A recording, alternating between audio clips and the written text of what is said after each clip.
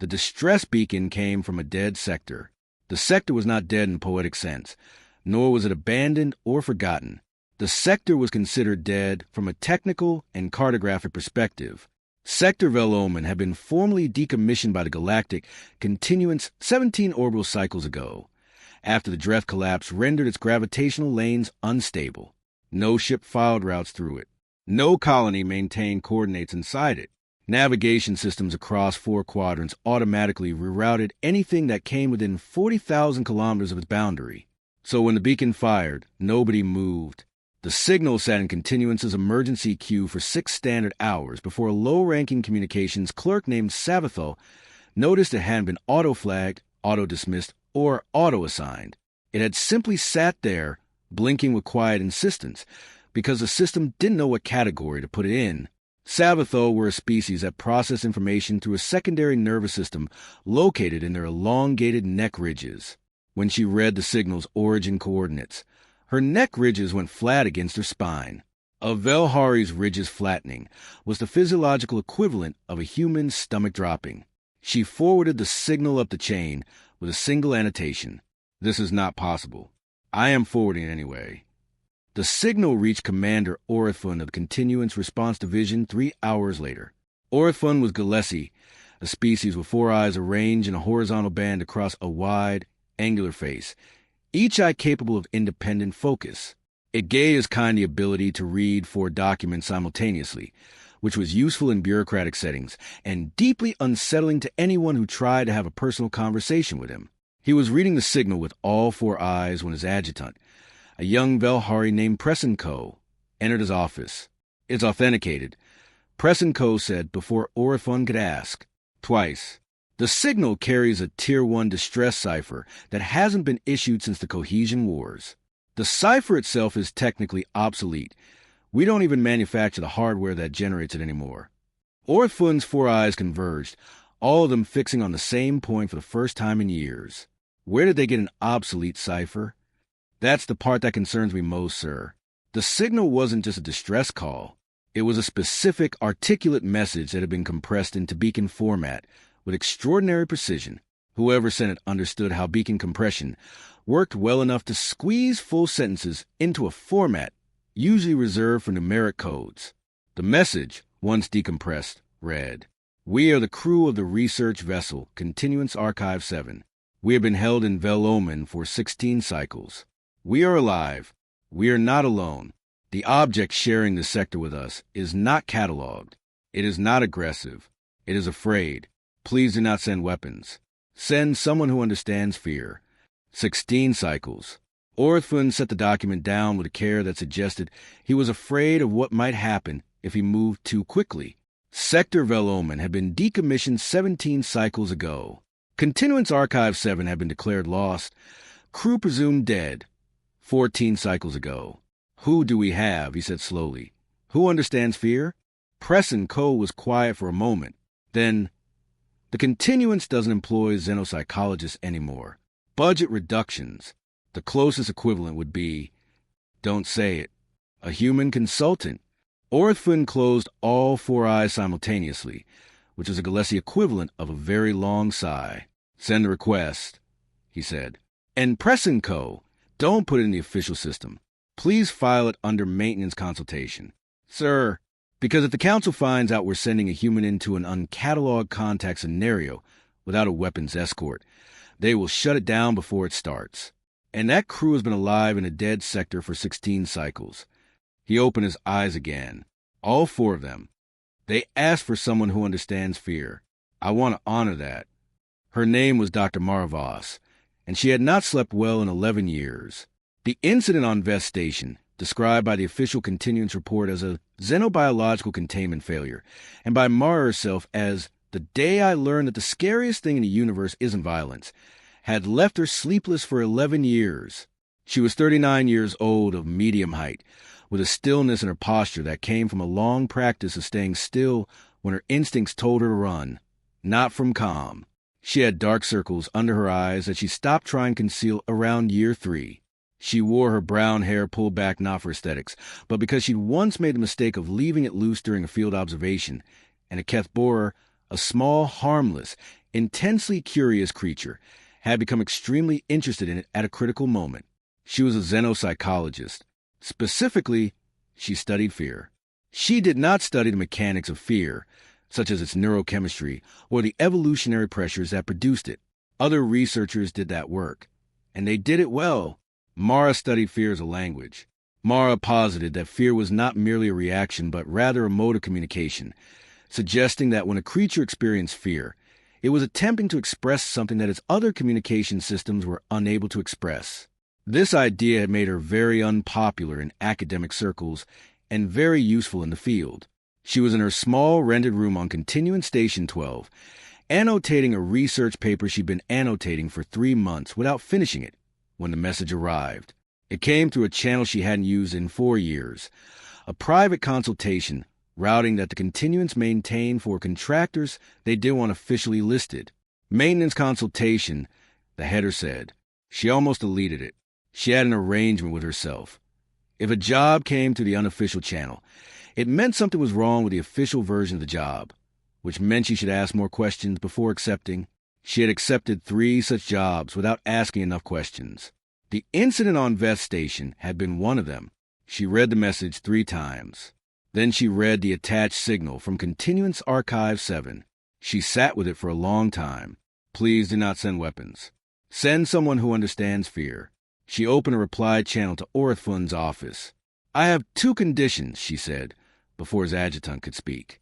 First, I go in with no weapon escort. Not because I'm brave, but because a weapons escort will change the dynamic of whatever is happening in that sector, and I need the dynamic unchanged.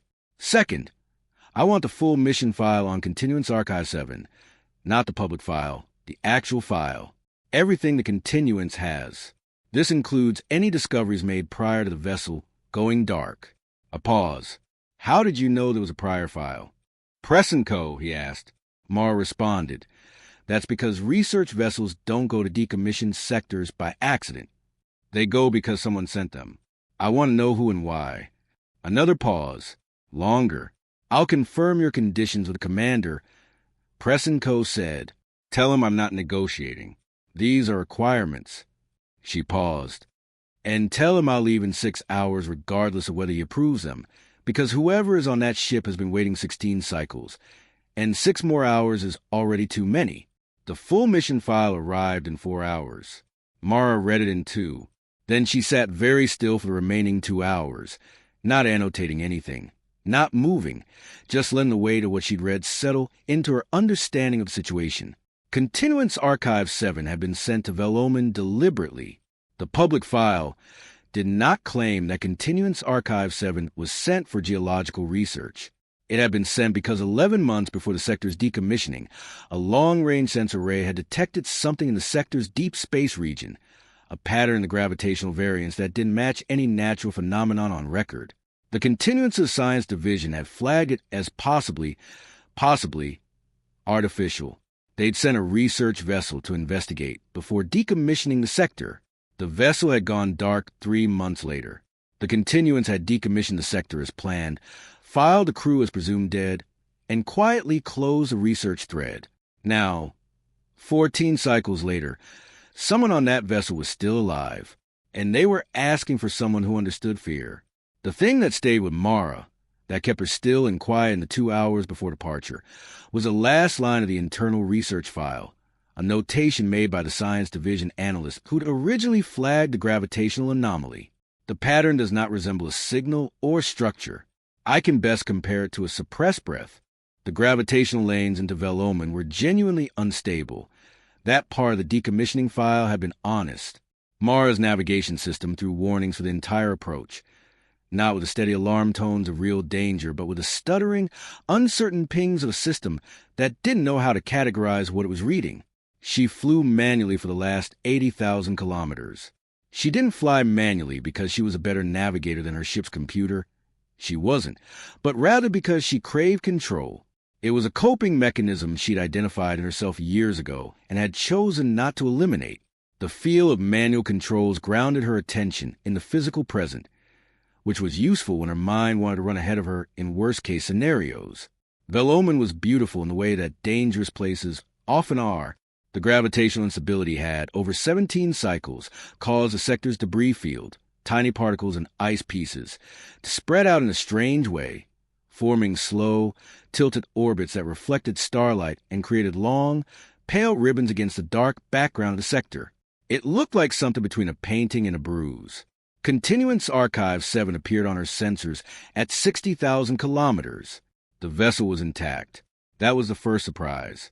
14 cycles drifting in an unstable sector should have produced significant structural wear, orbital decay, and micro-impact damage. The ship looked, from sensor distance, as though it had been parked rather than abandoned. The second surprise was the reading she got when she tried to ping the ship's communication array. The ping didn't bounce back. It didn't time out. It was absorbed without echo, the way a sound is absorbed by deep water. Something between her and the ship was affecting transmission. She switched to the low-frequency, continuous broadcast the beacon had been using. Low frequency, she thought, means long wavelength. Long wavelength is harder to absorb. Whoever designed that beacon knew what they were doing. At 30,000 kilometers, she got a response. Not a voice. A series of tones, short, long, short, long, that resolved, when she ran them through the translation matrix, into something that had been encoded not in any continuous standard language, but in a compression format, so old it took the matrix 4 minutes to identify it. The message was a single word. Slowly. Mara, reduce her approach speed to the minimum threshold. At 10,000 kilometers, she saw it. It wasn't large. That was the first thing she registered, because some part of her had been expecting something large. She was expecting something vast, ancient, and geometrically impossible, similar to the uncatalogued entities often described in the stories researchers shared in university common rooms. It was, in fact, approximately the size of a small orbital station, perhaps 3 kilometers across at its widest point. Its shape was difficult to categorize not because it was alien, but because it was inconsistent. It seemed to change its boundary at irregular intervals, not moving exactly, but redistributing, as though the edge of it was a question. It kept answering differently. The gravitational lane instability in the sector, Mara realized suddenly, wasn't geological. It was this. Whatever it was radiating low-level gravitational variance the way a living body radiates heat, involuntarily, continuously. It wasn't a weapon, nor was it a signal. Metabolism. Mara stopped her ship at 8,000 kilometers and sat with what she was seeing. She had a habit, in moments of significant sensory input, of deliberately not reaching for interpretation. She had a habit of allowing the situation to unfold naturally before attempting to assign a name. She developed this habit after Vest Station, where she'd named something too quickly and been completely wrong. She sat with the entity for 4 minutes.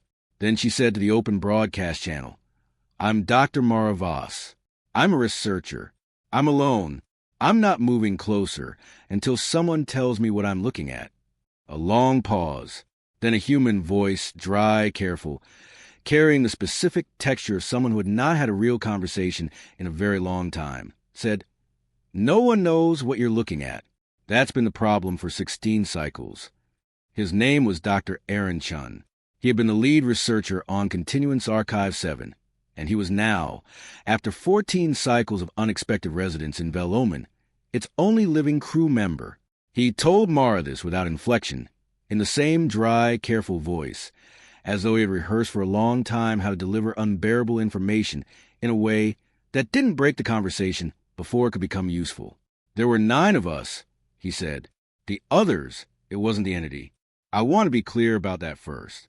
3 died in the first year from system failures related to the gravitational variance. 2 died in year 4 from an illness that started as something we couldn't identify and that I later determined was stress-related immune collapse. 1 student left in year 7 and took the secondary shuttle, tried to navigate through the unstable lanes. I tracked her exit vector for 11 days before the signal dispersed. The remaining 2," he stopped. "Year 11. They had been there longer than I had, and something in them decided it was finished. I don't have a better way to explain it than that." Mara said, "And you stayed." "I stayed because I was the only one who had made any progress with the entity, and leaving felt like abandoning an unfinished. I don't have the right word. The conversation is too small. The project is too cold. Something between those. What do you call it? Mara asked. The entity. A pause. I call it the held. Mara felt something move in her chest. The notation in the research file. The best analogy I can offer is that it resembles a held breath.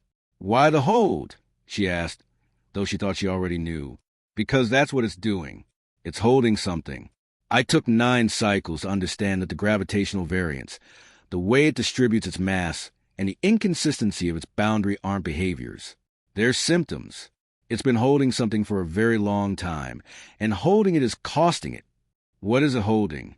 Another pause. Longer. That, Aaron said, is what I need help figuring out. I need help figuring this out, because I have thought for the past 3 cycles that if it continues to hold much longer, whatever it contains will be released whether the entity wants it to or not. Mara docked with Continuance Archive 7 in the careful, deliberate way the ship's partially functional docking system required. The process took 40 minutes. Aaron talked her through it with the patient specificity of someone who had done the same task 1,000 times and understood exactly which steps could not be skipped. When she finally stepped into the ship's main corridor, she was not prepared for how it smelled. The smell was not bad. That was the key. The space exuded a scent of careful, attentive, and consistent maintenance. It seemed as though someone had long ago decided that allowing the environment to completely deteriorate was a form of surrender they were unwilling to accept. Aaron was waiting at the corridor junction. He was in his mid-50s, lean in a way that came from irregular nutrition rather than intention, with white hair that suggested the past several cycles had been working on him continuously. He was holding 2 cups of something hot. He held one out to her. She took it. It was tea, real tea, which meant he'd been rationing something he valued as carefully as everything else. I want to show you my records, he said. I want to show you my records before you see the entity directly. I want you to have context. All right, she said, and I want to ask you something first.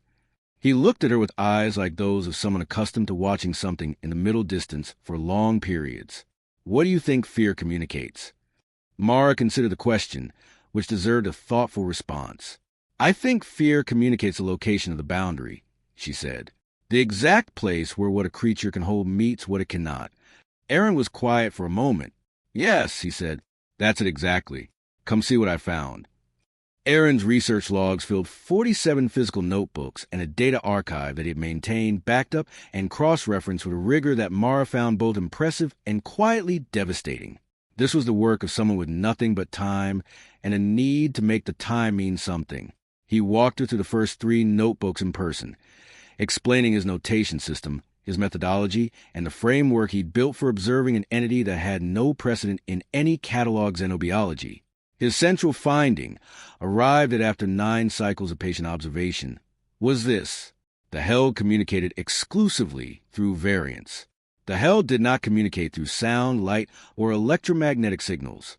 It communicated by changing the degree of variance in its gravitational output in patterns that, once you had enough data to establish a baseline, resolved into something that resembled grammar. Not language. Aaron was careful to say, grammar. The structural logic of language operates without any specific vocabulary, as far as I've been able to determine. Or rather, the vocabulary seems to be contextual, not fixed. The same pattern means different things depending on what preceded it. Mara said, it's similar to the tone of spoken language. More like, imagine a language made entirely of tone. Imagine a language where there are no separate words, only the rising and falling to convey everything. Mara thought about that. What do you understand about what's said? Aaron set down the notebook he was holding. He pressed his hands flat on the table, a physical signal she would come to recognize as indicating he was about to say something that would cost him. It's afraid, he said. That much I've been certain of for 7 cycles. The variance patterns associated with what I've identified as its distress state have been the most consistent and the most frequent. But the reason it's afraid, what exactly it's afraid of, I couldn't get to. The contextual vocabulary. I kept running up against a gap I didn't know how to cross. What kind of gap? A conceptual one. There's a pattern it repeats. The most frequently repeated pattern in my entire archive, thousands of instances, that I've never been able to resolve. It doesn't match distress. It doesn't match any state I've been able to categorize. It's different. It started repeating more frequently in the past 3 cycles. He looked at her. I sent the beacon because in the past 8 months, its frequency has increased by a factor of 6. Mara was quiet. Show me the pattern, she said. He pulled it up on the ship's display system. The gravitational variance data rendered visually as a waveform, the entity's communications translated into a form human eyes could read. He scrolled through the archive until he found the unresolved pattern. It was, as Mara saw it immediately, not like the distress waveforms he showed her for comparison. The distress waveforms had a quality she could only describe as contracted, tight, compressed, self-referential. The unresolved pattern was the opposite. It was expansive. In the visual rendering, it reached toward the edges of the display. It's not fear, she said. No, Aaron said. That's why I couldn't resolve it. I kept trying to read it as a variant of fear because that was the dominant state, but it doesn't fit. It's asking something, Mara said. Aaron went very still. What makes you say that? Mara traced a waveform shape on the display without touching it. The way it reaches. Fear contracts. You said it yourself. The distress patterns are contracted. This feeling expands. When a person experiences fear and simultaneously reaches outward, it transcends beyond mere distress. That's a creature that is afraid and still asking a question. The fear and the asking are happening at the same time. She looked at him. What is the one question you would ask if you were holding something too heavy to hold alone? Aaron's hands pressed flat on the table again. Can anyone help me? He said. Mara turned back to the display. 6 months of acceleration. It's not getting worse. It's getting more urgent. It's been asking the same question, on repeat, for a very long time. She paused. And in the past 8 months something changed. Either its situation changed, or detected us more clearly, or... She stopped. What? Aaron said. Or it started to understand. Mara said slowly that we could hear it. There was no protocol for what they were attempting. Aaron had 13 years of informal observation notes. Mara had a research framework built for biological entities with neurology and evolutionary history, but it lacked specific methodologies for analyzing the unique characteristics of the held, which complicated their efforts. Neither of these tools was made for understanding the held, which required a detailed look at how their thinking relates to how they adapt to their surroundings. So they had to create new methods to effectively study these unique traits. They spent 2 days working out an approach, not rushing. The urgency was real, but applying to the wrong method would produce nothing, which could lead to wasted time and resources in their efforts to address the situation effectively. Therefore, they needed to carefully evaluate their options before proceeding. Mara's core insight was this. If the held communicated through variance, through degree of change, then the right response wasn't signal. It was a change. This change registered as a shift in the environment that the held was already monitoring. Aaron had already been doing this unconsciously for years, moving the ship, adjusting its position, and creating small gravitational variations by changing his vessel's mass distribution. The held had been responding. The problem was that Aaron hadn't understood the responses, and the held, as nearly as either of them could interpret, hadn't understood that his movements were intentional communication rather than random drift. They were 2 entities with adjacent vocabularies and no shared dictionary, each certain the other was saying something, neither able to confirm the other was listening. We need to establish intentionality, Mara said. Before we try to convey content, we need to establish that we're communicating deliberately. How? Repetition with variation. The pattern is repeated, with one element changing each time. It's how any 2 intelligences with no shared language establish the concept of message. You show that the variation is systematic, not random. Aaron looked at her. You've done this before. Once, she said. It involved a species that communicated through bioluminescent rhythm. It took 11 weeks. We may not have 11 weeks. No, Mara agreed. So we do the concentrated version, and we accept that the translation will be imprecise. She paused. And we need to accept something else. We are almost certainly going to misunderstand things, significantly and repeatedly. And we need to not let that stop us, because the alternative to imprecise communication is silence, and silence is what the past 16 cycles have been.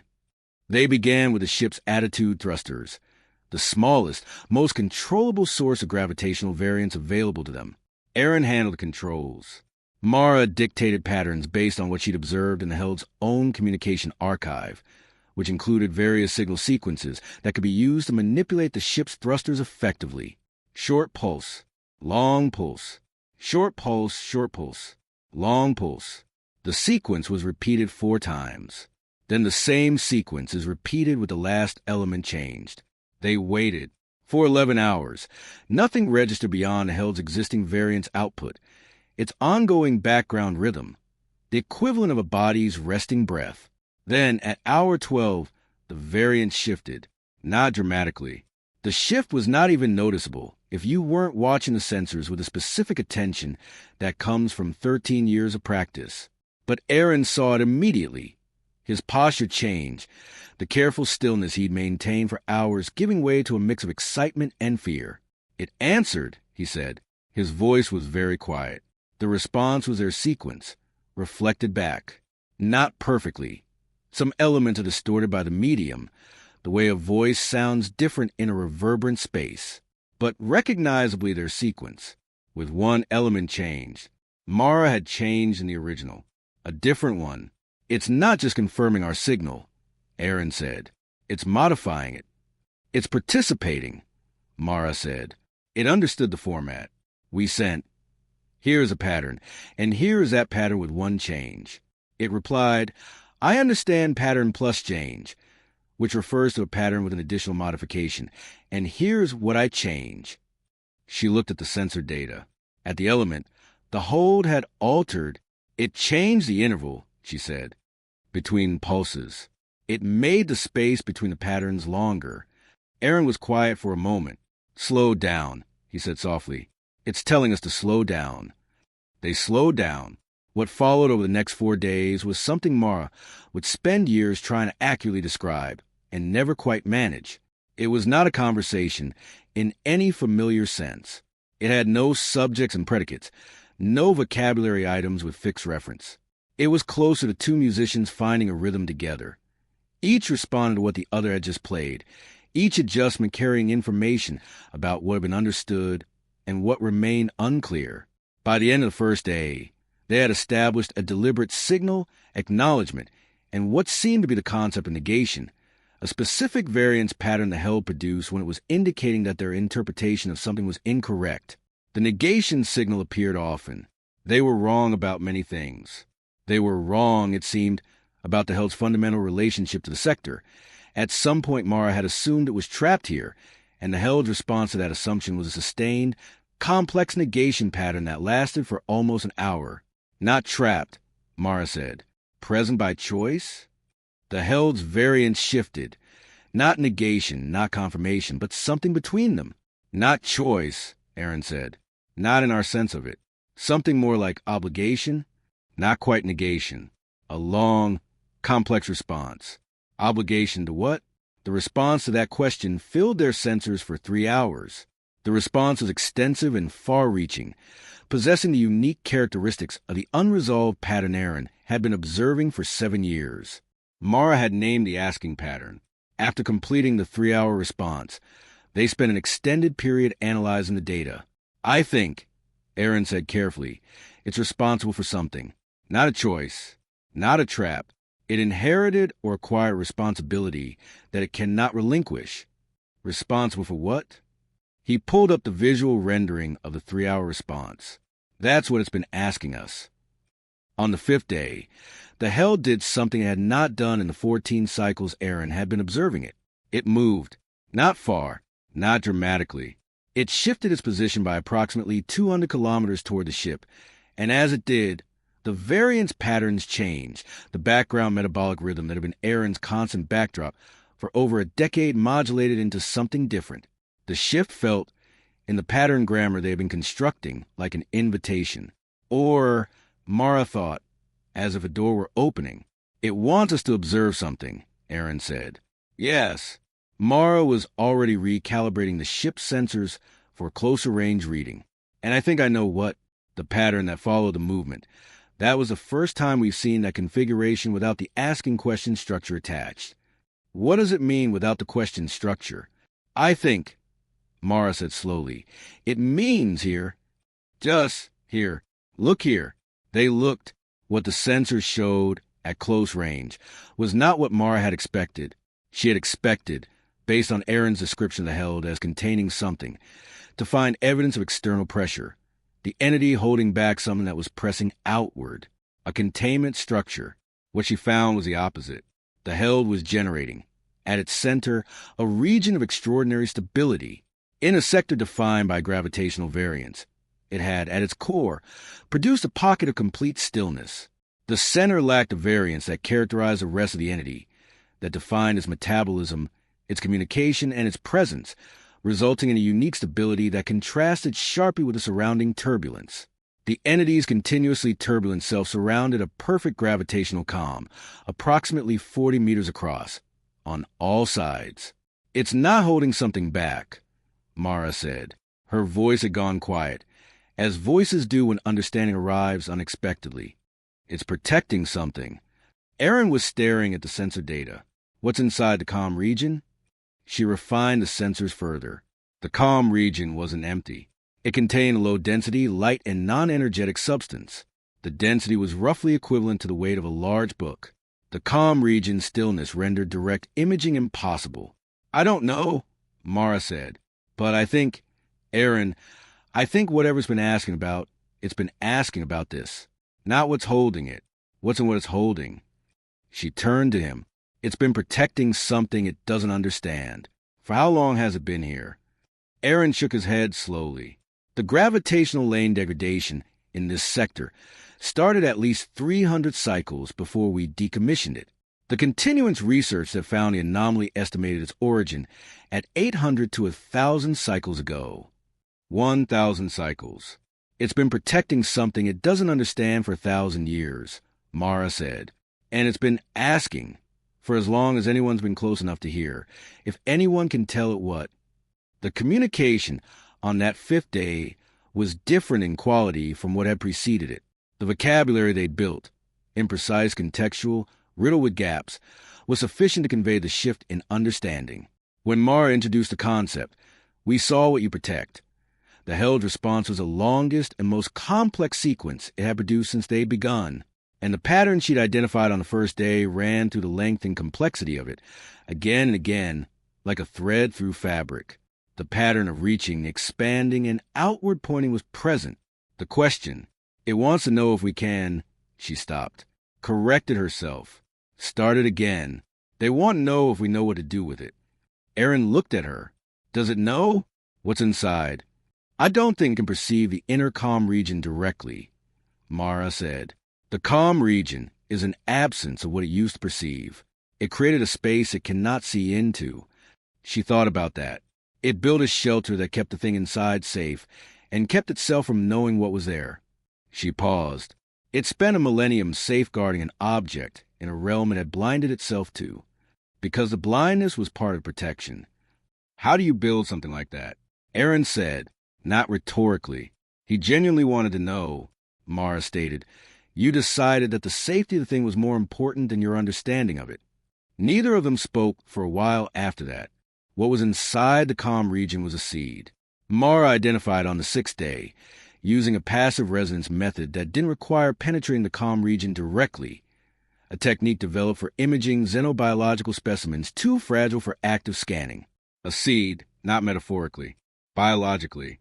The structure, measuring approximately 47 centimeters, is dense and architecturally complex, containing within the compressed genetic architecture an entity that has not yet reached its full potential.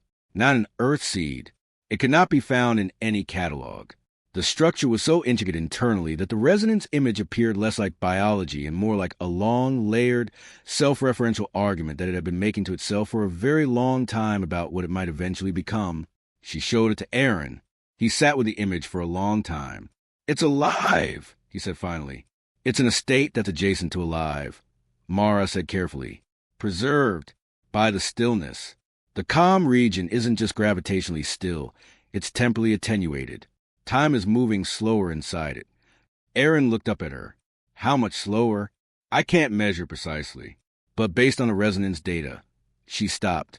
If the held has been maintaining this region for 1,000 cycles, what's inside has experienced considerably less than that. How much less, I don't know. A preserved living structure. The structure was situated in a region where time had slowed down. It was held by an entity that had spent 1,000 years protecting something it couldn't see or understand, in a dead sector that the rest of the galaxy had stopped visiting. Who put it there? Aaron said, I don't know. Mara looked at the resonance image. Something did. Something knew what it needed, the stillness, the protection, the time, and put it here, in the care of something capable of providing all three. And then, she paused, was it the Dreth collapse that disrupted the gravitational lanes? The decommissioning. The collapse came first, Aaron said. It destabilized the lanes. That's why the sector was decommissioned. But the collapse also, he stopped. His eyes went wide with the specific quality of someone fitting pieces together. Pieces they should have fitted together much sooner. The collapse disrupted the sector's navigational accessibility. Before the collapse, this sector had regular traffic. After, he looked at Mara, after, no one could easily reach it. So, whatever put the seed here, Mara said slowly, planned for someone to return for it. And then the route to return was destroyed. Aaron pressed his hands flat on the table. And the held has been here, maintaining a responsibility that was supposed to be temporary, for 1,000 years, with no one coming, getting more and more urgent in its asking because it senses the boundaries of containment, Mara explained. Even it has limits. 1,000 years. The seed is approaching whatever threshold it was set to reach, and the held knows, in the way it knows things, through variance, through change, that what happens next isn't something it can handle alone. She looked at the data. It didn't call for backup because it was failing, she said. No, Aaron said quietly. It called for backup because it needed a witness. This was a sign that a significant event was about to commence. On the 7th day, the held's variance patterns changed in a way that had no precedent in Aaron's 14 years of records. The background metabolic rhythm, the constant, the baseline Aaron had used to calibrate every other observation, went quiet. Not absent, quiet. It felt like the release of a long-held breath. The calm region at the entity's center began, for the first time, to expand. Mara and Aaron watched from the ship's observation station as the calm region expanded outward from its original 40 meters to 60, then 80, then 100. The held did not resist the expansion. Its variance patterns, rather than contracting to stress as they had during its previous states of uncertainty, had settled into a new configuration they hadn't encountered before, indicating a possible adaptation to the changing environment, which suggested that the held was evolving to better cope with the expanding calm region and may soon exhibit new behaviors or characteristics as a result of this evolution. Steady, even, the sensation is akin to a slow, deep pulse. Not calm, exactly, not relief. After a long moment, Mara found herself struggling to find the right words to describe the feeling, finally settling on the concept of readiness. At 200 meters, the expansion slowed. At 250, it stopped. The seed had changed and was now visible on their sensors without the attenuating effect of the original containment.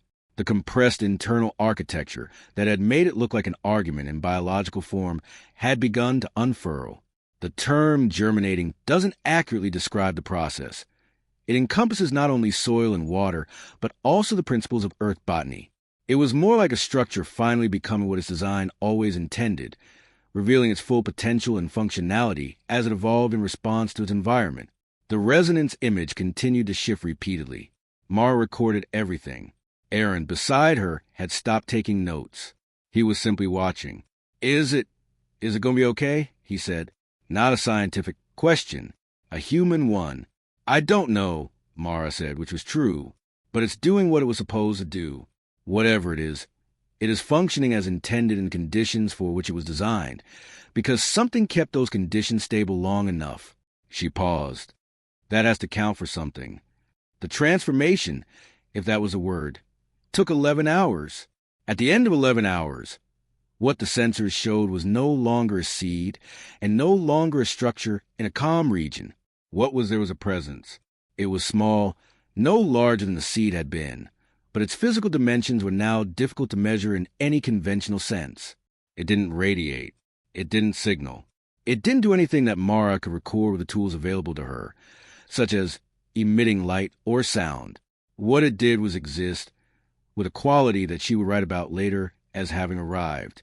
It simply existed, possessing a quality that she would later describe as having emerged.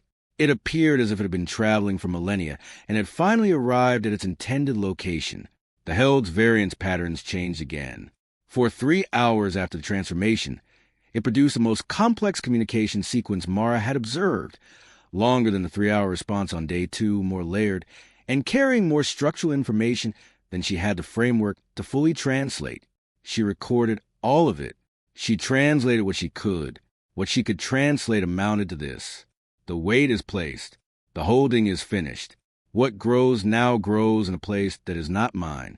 I was asked to hold until someone came who could receive it. You have come. What was mine to hold is yours to witness. There will be a pause in the sequence, a breath. Then, I would like to know what it becomes. Mara's throat tightened in a way she recognized as a place where professional detachment ends and the rest of being human begins. She responded to the thruster system, the simple grammar they built together, inadequate but present, by sending a series of signals that conveyed her uncertainty and desire for connection in this moment of vulnerability. We will stay. We will watch. We will tell you. In the weeks that followed, the Continuance received regular transmissions from Continuance Archive 7. The transmissions were filed under Mara's maintenance consultation contract and were read, initially, only by Orthfun and his adjutant. The transmissions explained, using careful scientific terms, the ongoing growth of a being that didn't fit into any known biological categories and seemed to be slowly helping to fix the gravitational lane problems that had made Velomen unreachable for 17 cycles. The lanes were repairing themselves. Not quickly, not completely, but measurably. Orthfun read the letter and was quiet for a long time. Who put it there? Press & Co. asked. Originally, who would have known to put it there, given what it would eventually do? I don't know, Orthfun said. Neither does Dr. Voss. Neither does Dr. Chan. Doesn't that concern you? Orthfun thought about it. 1,000 years ago, something decided that this needed to be protected. It found something capable of holding the protection, and it waited, with what patience, with what certainty, for someone to come who could witness the result. He paused. I find that more moving than concerning. Press & Co. was quiet for a moment. Should I refile the transmissions under an official designation? Would you like me to transfer them out of maintenance consultation? Not yet. Orthfun looked at the latest transmission on his desk. The image included shows a visual rendering of a new entity's variant signature, alongside a visual rendering of Held's variant signature over the past week. The two signatures were beginning to rhyme. Not a match, not converge. Rhyme, the way two voices singing different parts of the same composition rhyme. Related, responsive, part of something larger. Not yet, he said again. Let them have a little more time. The galaxy has been informed of enough things it wasn't ready for. In the ship, in the quiet of Velomen, Aaron Chun made 2 cups of tea. He set one in front of Mara, who was at the sensor station, annotating a research paper she was going to actually finish this time. He sat down across from her with his cup.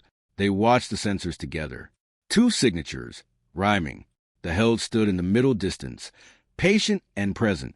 The new thing becoming, I've been out here for 16 cycles, Aaron said. And the hardest part was never the isolation. Aaron stopped abruptly. The hardest part was uncertainty about whether any of it meant anything. Mara looked at him. It meant something, she said. I know. He looked at his tea. I needed someone else to see it. Mara nodded slowly. That, she thought, was a thing about fear that all her research had been circling without quite landing on. Fear was a message. Yes, fear marked the boundary of what a creature could hold alone. But it was more specific than that. Fear was the moment a thing that had been alone with something too large finally admitted, I need another pair of. The Held had been afraid. Aaron Chin had been afraid. They were right to be. Not because what they carried was bad, but because some things are too important to be seen by one person.